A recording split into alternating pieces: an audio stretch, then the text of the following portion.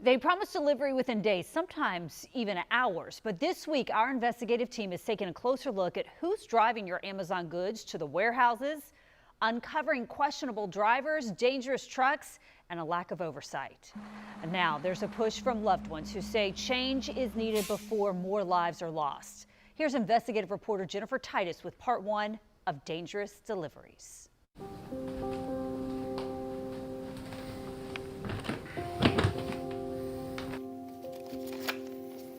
Alex Robinson never imagined the only memories he'd have left of his mom, Christine, would be those in this box.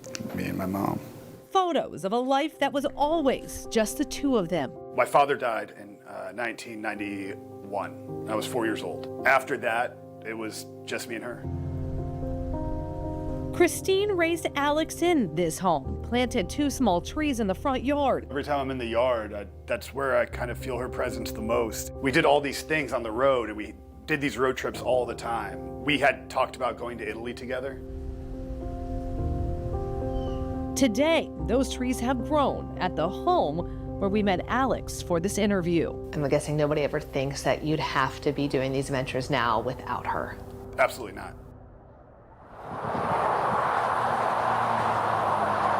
On August 28, 2021, Christine Robinson was a passenger in a Toyota Tundra truck that was stopped in traffic on I-75. According to the police report, a semi-truck failed to stop, rear-ending the truck.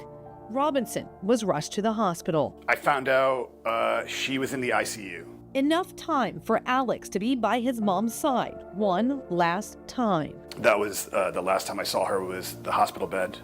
And yeah, that was the worst day of my life. After wrapping his mind around the fact his mother was now gone, I'll never forget it. he worked to understand how and why the crash happened. This thing doesn't happen to people like her. The driver of the crash cited for careless driving. They're doing a very dangerous job. Driving for a company, he says, with a questionable history. They literally had no safety history other than some inspections that they failed more than they passed. Taking a closer look at the trucking company, CRD Transportation Service was first granted its license in 2007. Records show that 3 months later, their license was revoked. Then in 2008, the company was reinstated again, only to have their license revoked. Same thing in 2012, and then in 2020, they were reinstated. And then about 8 months or so before this crash, they reopened. This time, he says, to do one thing, deliver goods for Amazon. And then they drive in to stop traffic and kill 2 people and injured a bunch. It's why he says he filed this lawsuit against the trucking company and Amazon. He says they are responsible for who they hire. So how do you get hired to haul loads across the country for the retailer? A trucking company has to apply to partner with Amazon under the Relay program. Once that company is approved, everything goes through the Relay app, accepting loads, assigning drivers, and getting the goods from warehouse to warehouse. According to Amazon's website, to be part of the program, they say Amazon Relay uses basic scores to vet reliable companies to haul our freight.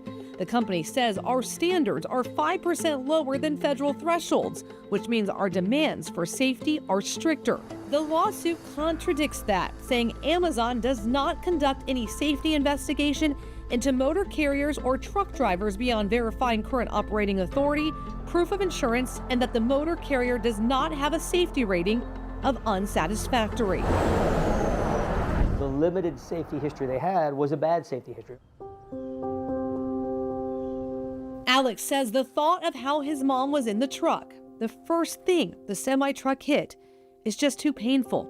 He thinks the owner of the freight inside the truck should have been doing more to protect her and everyone else in that pileup. Shouldn't they want to be the safest, the best? Now, regarding Robinson's crash, Amazon tells us we extend our deepest condolences to these families and know that nothing we say will take away the hurt they continue to feel. We require any carrier who does business with us to follow our strict policies and procedures that go beyond the industry standards, and the carrier involved in this case is permanently barred from working with us. Jennifer Titus, First Coast News, on your side. Now, we also know this is not the only trucking company with a questionable history delivering Amazon freight. The problem is that there are hundreds of thousands of trucking companies on the road. There are thousands of new ones every year entering and thousands exiting. So the DOT does not have the resources to do in-depth investigations of all of these carriers on the road. What we've learned about the companies Amazon is hiring, that's tomorrow night at 11.